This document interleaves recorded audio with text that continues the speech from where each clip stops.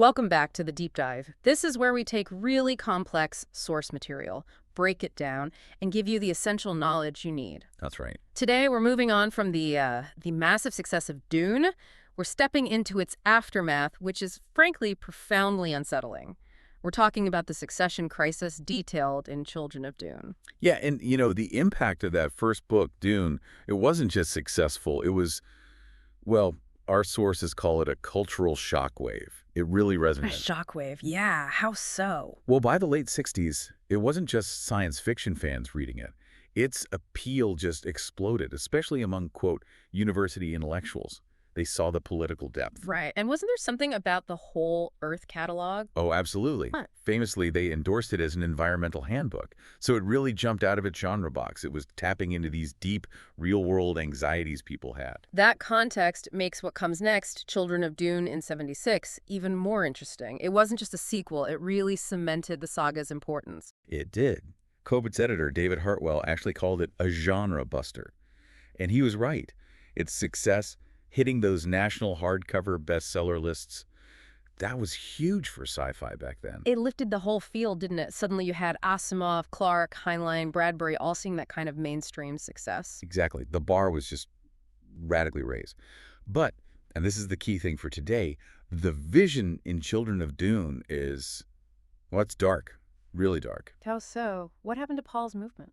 Well, that great movement Paul Muad'Dib started, that delicate balance he was aiming for in his teachings, it basically rotted almost immediately. Rotted. Yeah. The text actually describes it as becoming the playground of scholastics, of the superstitious and the corrupt, the whole heroic jihad era. Over. Replaced by this institutionalized kind of fearful tyranny. Okay, so a failing regime, and that's where we pick up. Precisely. It's facing threats from within internal rot and from without external forces mobilizing. So our mission today is to really dig into those threats facing the Atreides dynasty. We're going to look at the impact on the orphan twins, Leto II and Ghanima, the psychological weight they carry. And the terrifying cost of their survival strategy. What comes to be known as the Golden Path. Let's try and unpack this whole mess. Okay, where do we start? Maybe with someone who represents the old guard. I think we have to start with Stilgar. The Naib of Siege Tabor. He was Paul's most loyal follower, his right-hand man among the Fremen. Right, but now he's the guardian of Paul's children, Leto and Ghanima, and he's stuck leading this regime he barely recognizes. And it's just tearing him apart inside. His internal thoughts, the book gives us access to them. They're the clearest reflection of how corrupted the whole Madanite Paul's empire has become. He's still loyal, though, to the Atreides. Oh, absolutely. It's his whole identity. But Yeah. he finds himself wrestling with this terrible thought, as the text calls it. The idea of killing Muad'Dib's own children. Killing the twins. But Yeah. why? Because the regime they represent has become so monstrous. But the thought itself is so blasphemous, so against his Fremen code, that he thinks it must be coming from the left hand of the damned. It's this agonizing conflict. His love for Paul versus his disgust at what Paul's rule unleashed. And that comes back to what the book calls the Messiah problem. Right? Exactly. Stilgar remembers when the Mahdi, the Messiah, was just a Fremen prophecy. But Paul's actual arrival and success, it, quote, loosed upon the universe countless messianic dreams. So everyone wants their own Messiah now? Pretty much. Every group subjugated during the jihad, that massive holy war that killed, 60 billion people, they're all looking for their own savior now. It's creating endless instability across the empire. And Stilgar sees this. He sees it, and it leads him down this impossible thought experiment. What if he killed the twins? Would that stop the cycle? Or would it just make him a messiah figure, the one who ended the Atreides tyranny? Wow, that's a terrifying loop to be stuck in. No wonder he's paralyzed. It completely undermines his ability to act. His loyalty, which was always his strength, it's become this chain binding him to a throne he knows is corrupt. And on top of this internal crisis, there's the planet itself changing. Arrakis isn't just desert anymore. Right. The ecological transformation Paul started, the terraforming, it's working. Maybe too well. The planet is now, half covered in green? Which sounds like paradise, but not for Stilgar. No, for him, this spreading greenery fills him with dismay. That's the word used. For the traditional Fremen like Stilgar, the harsh desert, the scarcity, that's what bred their strength, their discipline, their loyalty. The friendly desert, they called it. Exactly. Now, water is managed by bureaucrats. The old ways are dying. The desert that shaped his people is literally shrinking. He feels like this new world needs, subtlety, statecraft, things alien to him. He just longs for the cleaner values of the old code. And the government itself, you called it the bureaucratic monster. Let's dig into that because it seems central. It really is. It's the heart of the political crisis. Under Muad'Dib's system, which gets mockingly called the golden elixir of life, the government and the religion have completely merged. They're one and the same. Okay, church and state are fused. Why is that so bad? Because it makes dissent impossible, or rather, it redefines dissent. Think about it. In the old days, breaking a law was a civil matter. You paid a fine, maybe serve time. Right. Now, because government edicts are also sacred writ, breaking the law, say, a rule about water rationing, which is vital on Arrakis, isn't just illegal, it's a sin. Ah, so disobeying the government is disobeying God, essentially. Exactly. The system uses the threat of hellfire, damnation, to enforce things like water quotas or spice distribution. You can't just disagree with policy. You become an apostate, a heretic. And Stilgar, as a Naib, he has to enforce this. He's part of the system enforcing it, yes, and he feels this immense guilt. He sees the moral clarity collapsing, the Fremen spear being choked by holy regulations. It's a nightmare for him. While Stilgar is stuck in this bind, the dynasty itself is, well, it's moving into strange territory with the twins. Oh, absolutely.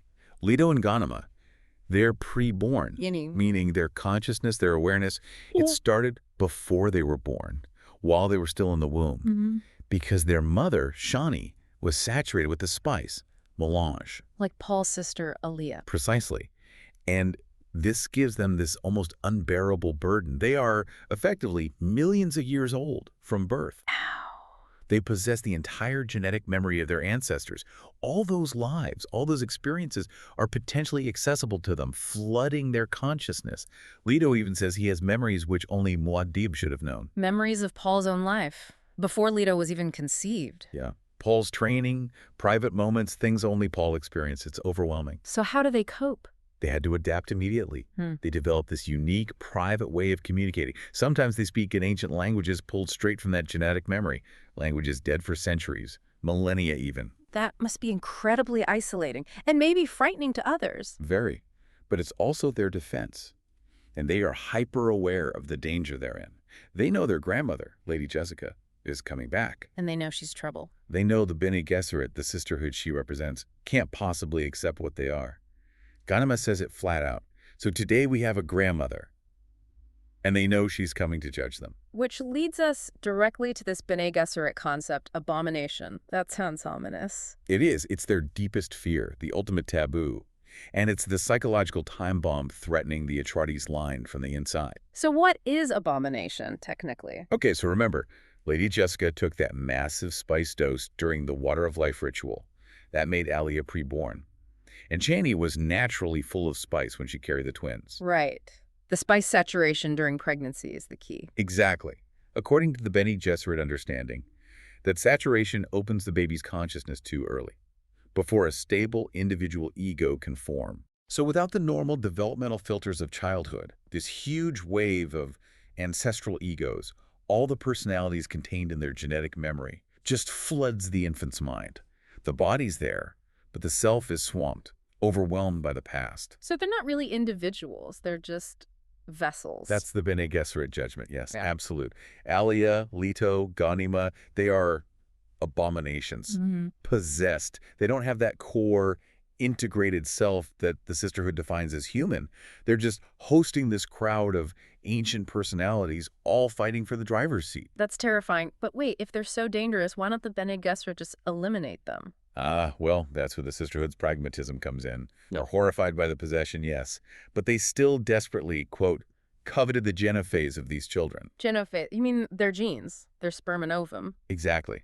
But, and this is key, they wanted it without the disturbing flesh which carried them. It's pure eugenics. They want the potential locked in that Kopansat's Haderach bloodline, but without the massive psychological risk these preborn individuals represent.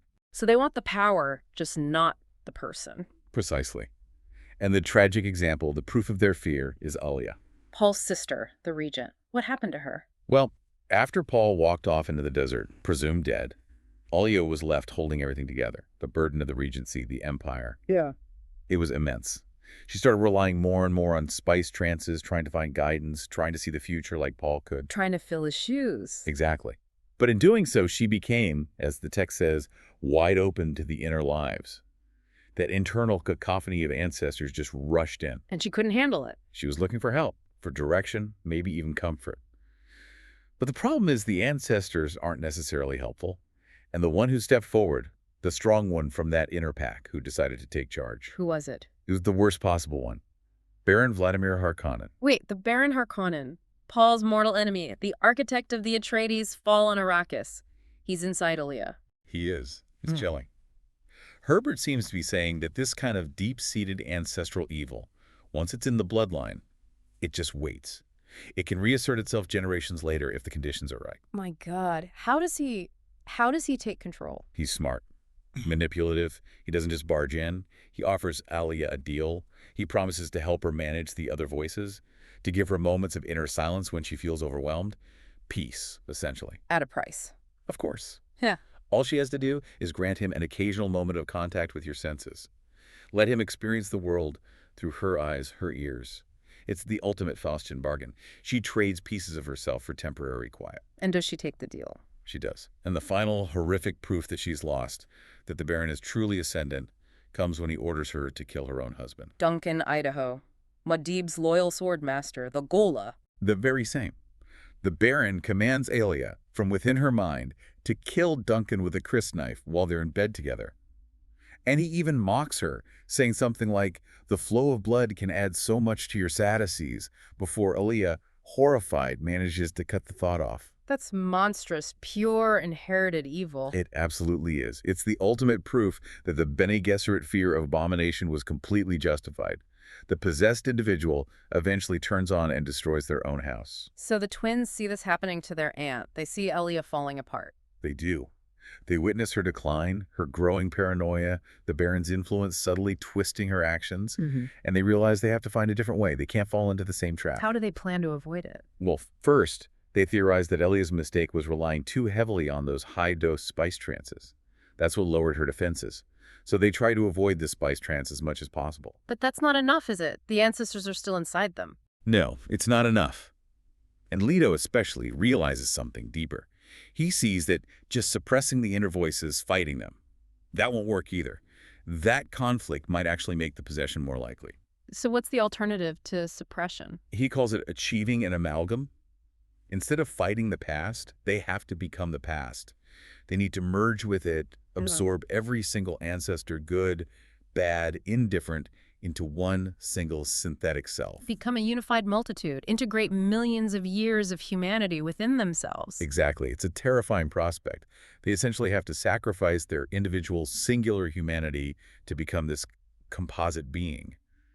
Only then, Leo believes, can they prevent any single ancestor, like the Baron, from taking control. That's an incredible burden. And they're aware of the political dangers too, right? The Bene Gesserit wanting their genes. Oh, completely. They know they carry the Kwisatz Haderach potential, and they predict, with chilling accuracy, that the Sisterhood will try to force them to mate with each other. Brother and sister, to control the bloodline. Yes.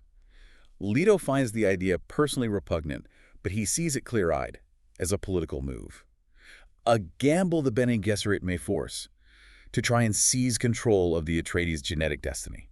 They are trapped from birth, really. So internally, they're dealing with Abomination. Externally, there's the Bene Gesserit.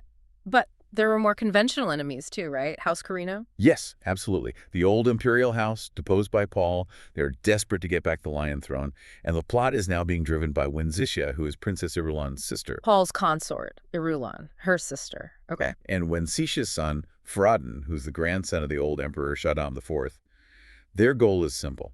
Kill the Atreides' heirs, Leto and Ghanima, and restore House Corrino. How do they plan to do that? Arrakis is heavily fortified. They're methodical, and they still have significant resources, their weapon of choice, specially conditioned Lhasa tigers. Lhasa tigers? What are those? Think genetically engineered super predators. Highly lethal, fast, probably enhanced senses. Yeah. And the Corrinos test them rigorously. This is grim. They use child decoys. Children dressed exactly like Leto and Ghanima, same red hair, the hawk crests on their little cloaks, their burkas. They have the tigers hunt and kill these decoys to perfect the assassination method. Using children as practice targets, that's beyond cold-blooded. It shows the level of ruthless preparation.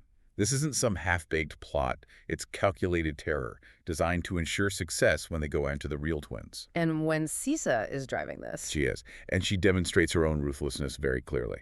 After a successful test, she orders the immediate execution of the tiger trainer, a man named Levenbreck. Why? Secrecy. She kills him remotely, using a black key on his servo transmitter, and just flatly states, neither do dead men reveal secrets.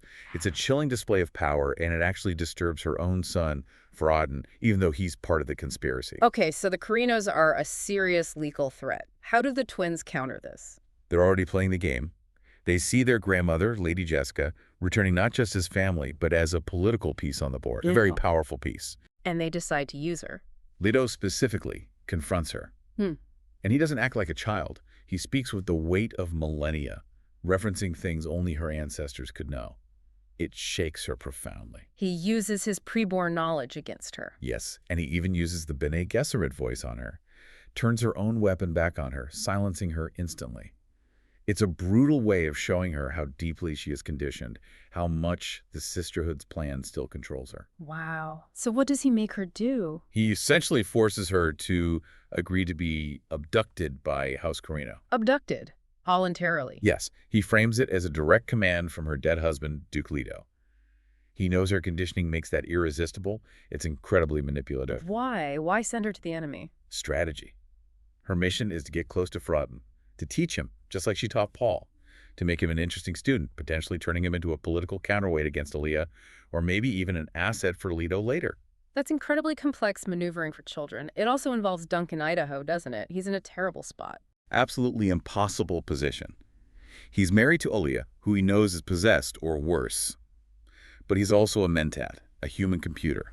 So he can analyze the situation logically. Right, and his logic tells him Alia's actions, her cruelty, her paranoia, her tyranny, are fundamentally not Atreides. What does not Atreides mean to him? It's about the core family code he was bred and trained multiple times via the Gola process to uphold.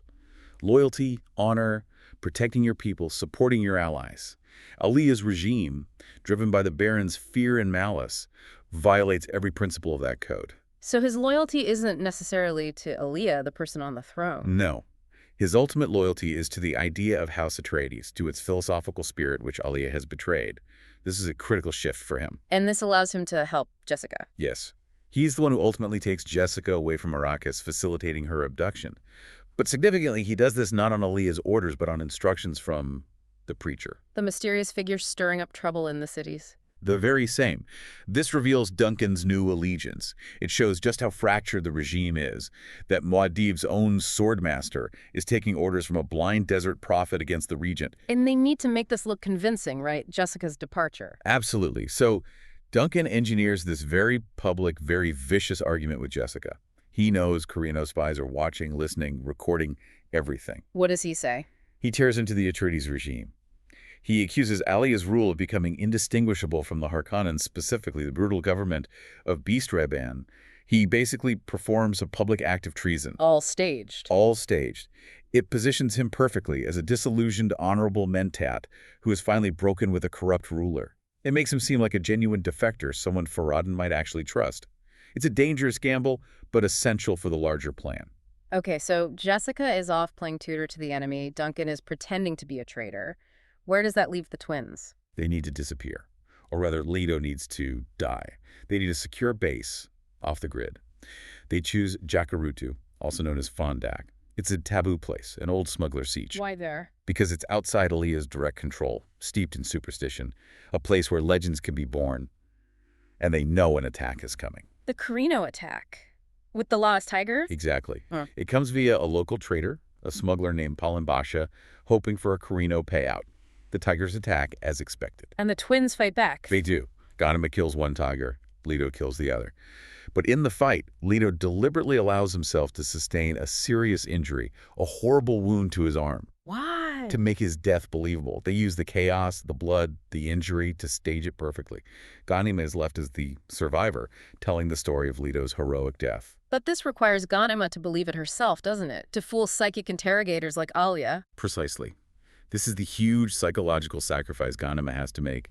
She must use intense Bene Gesserit self-hypnosis, deep conditioning, to genuinely convince herself on a profound level that her brother is dead.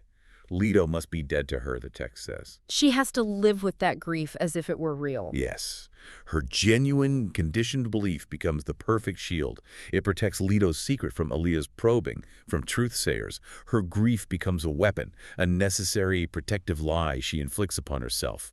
Meanwhile, Leto isn't dead. Where does he go? He allows himself to be captured, but not by the Corrinos. He's taken by Gurney Halleck. Paul's old weapons master. Yes, Gurney, acting secretly on Lady Jessica's orders, along with a smuggler named Namri, who is actually one of Stilgar's loyal men playing a role. Their mission is ostensibly to test Leto for Abomination. How do they test him? They force him into a massive spice trance, a huge overdose. Their stated goal is to complete his education, but it's really about seeing if the inner voices take over. But the twins feared the spice trance. They did. But Leto is prepared now. He understands the danger. In the trance, he experiences exactly what they feared, the terrifying collapse of time. He sees the future laid out, fixed, inevitable, just like his father did. The prescience trap. Exactly. He grasps the horrifying truth his father learned. It is not the present which influences the future, thou fool, but the future which forms the present. Right. Seeing the future locks you onto that path. So how does he escape it? Paul couldn't. Leto realizes the key isn't to fight the vision or try to find a better future within it. The key is to find the tiniest deviation, the smallest unexpected variable, the rhythm of change, he calls it. A path out of the vision altogether, one that breaks the pattern. This becomes the core idea of the Golden Path. And this vision gives him the key to something else, something physical. Yes, it gives him the knowledge he needs for his transformation, the ultimate act of symbiosis. Using the insights from the trance, he goes out into the deep desert. He deliberately attracts sandtrout to his hand. Sandtrout, the little things that become sandworms. The ones that hate water. Those are the ones. He uses incredibly precise control over his own body chemistry, his enzyme balance, to lure them onto his skin without being harmed. This is something the Bene Gesserit always feared humans mastering that biological control, which could grant unnatural longevity. And what happens when the sandtrout come? They don't kill him. They begin to lock together, their cilia merging, forming a living membrane over his skin, starting with his hand and arm. It grows tougher, stronger, becoming like a second skin, a biological armor. He's merging with them, becoming part sandworm. Essentially, yes. He lies naked on the sand, consciously willing the membrane to spread, covering more and more of his body.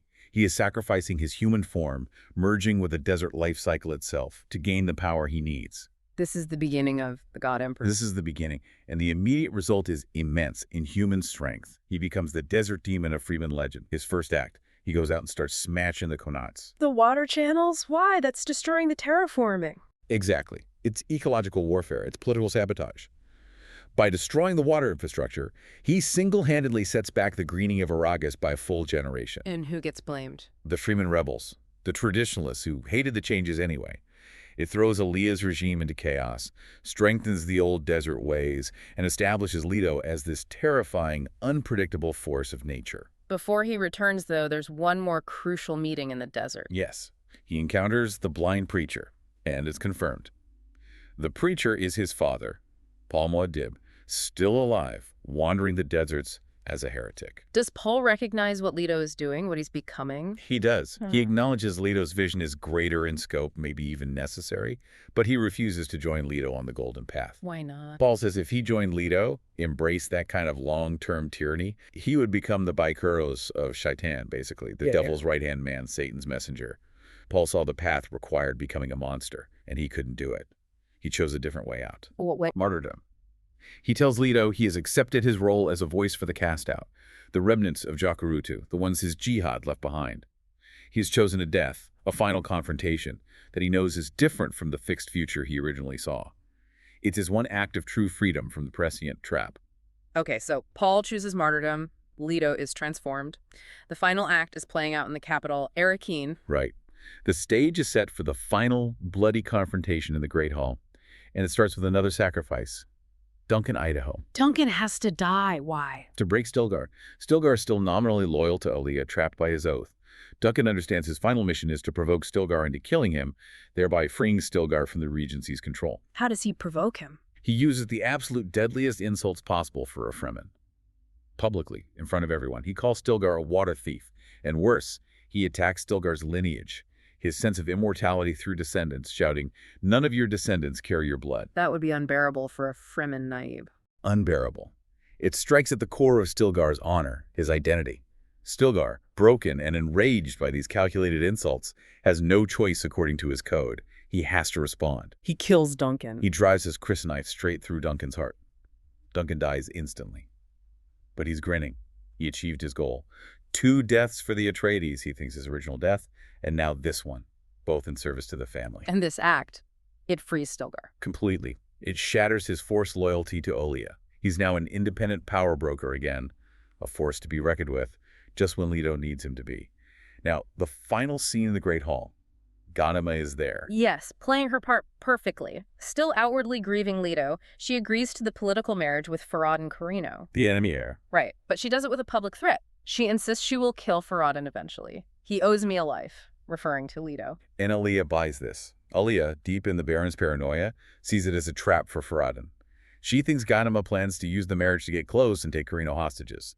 So, ironically, Alia approves the betrothal, believing she's outsmarting everyone. And then Leto arrives. Right when everything hits the fan. Leto, partially covered in his still-forming sandtrout skin, looking like some desert creature, bursts into the hall with Ghanima at his side. And at that exact moment, down on the plaza outside, Paul, the preacher. Paul is making his final stand, denouncing Alia and the priesthood. Alia's guards finally move in and kill him. A public martyrdom, just as Paul intended. He dies free of his visions. So Paul is dead, Duncan is dead. What happens to Alia? Leto confronts her. But he doesn't just talk to Alia.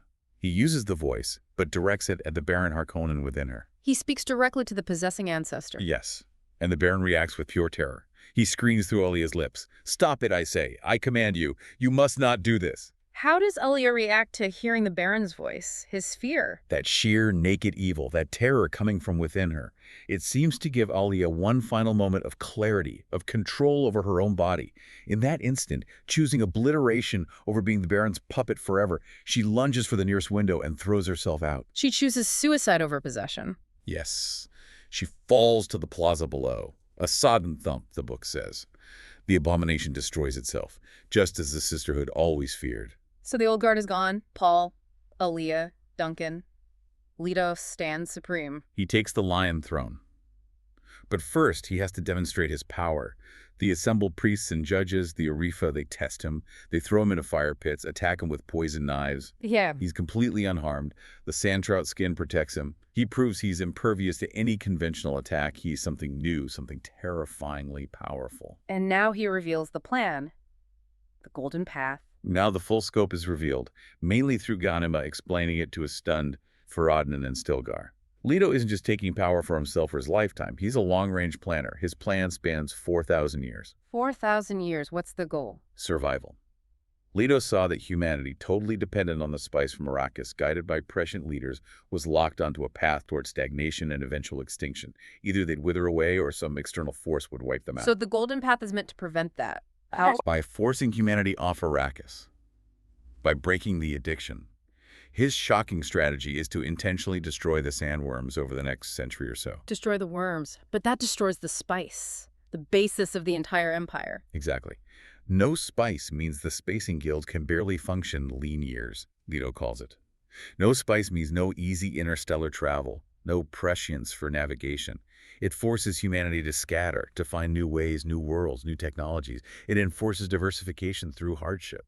The scattering. Wow, that's radical. What happens to Farad'n in all this? The Corrino heir. He's completely overwhelmed by Leto's power and the sheer scale of his vision. His plotting seems pathetic now. Leto essentially drafts him. Farad'n is forced to accept the role of royal scribe And a father. and secret father to the ongoing Atreides line. He will marry Ghanima, but it's purely functional. They will only ever stand back-to-back symbolically. She is Leto's instrument, not truly Farad's wife. His role is biological and administrative. Leto even renames him, doesn't he? Yes. Gives him the name Hark al-Ada, means breaking of the habit. And this is crucial. Leto commands Farad'n Harkada to spend his life perpetually resisting Leto's own rule. Resisting the god emperor he serves. Why? Because Leto knows his enforced peace, his tyranny, is also a trap. Humanity needs constant challenge, constant questioning to avoid falling back into stagnation. Farad'n's role is to embody that necessary resistance, to keep the critical spark alive, even under a 4,000-year dictatorship. So Leto is building a tyranny specifically designed to teach humanity the value of freedom by taking it away. Precisely. It's a terrifying, paradoxical long-range plan, a controlled catastrophe to ensure long-term survival. Okay, so our deep dive into Children of Dune, it shows the succession crisis wasn't just about who gets the throne, it was much bigger. Much bigger. It was about whether humanity, as a species, was even fit to survive or if it was doomed by its own dependencies and desire for easy answers. And Leto's core insight seems to be that quote, "To know the future absolutely is to be trapped into that future absolutely." That's the heart of it. The Golden Path isn't about creating a perfect future. It's about destroying the very possibility of a predictable future. It's designed to shatter our tendency to build barriers against change, whether those barriers are empires, religions, technologies, or even charismatic leaders. He forces humanity out of the nest, essentially. He believes life isn't a problem to be solved, but a reality to be experienced. Right, and to make humanity experience reality again, he creates this unprecedented, almost unthinkable tyranny. A 4,000-year reign designed to instill a deep-seated instinctual understanding of why stagnation is death and why uncertainty is vital for evolution. Which really leaves us with a heavy final thought, doesn't it? It does. You have Paul Muad'Dib, the hero, the Mahdi, who inadvertently creates this institutionalized madness, the Mahdanite, and it's so corrupt, so dangerous, that the only way to fix it, to save humanity from it, is for his own son to sacrifice his humanity entirely. To become this inhuman, immortal tyrant. Exactly, to impose the Golden Path. So what does that tell you about the real price of power, of the ultimate limits of heroism? Can freedom, true adaptability, ever really be forced onto a species, even by an all-powerful, benevolent dictator? Or does the act of forcing it fundamentally corrupt the goal? That is definitely something to think about long after this is over. A deep dive for you to continue. Until next time, keep digging.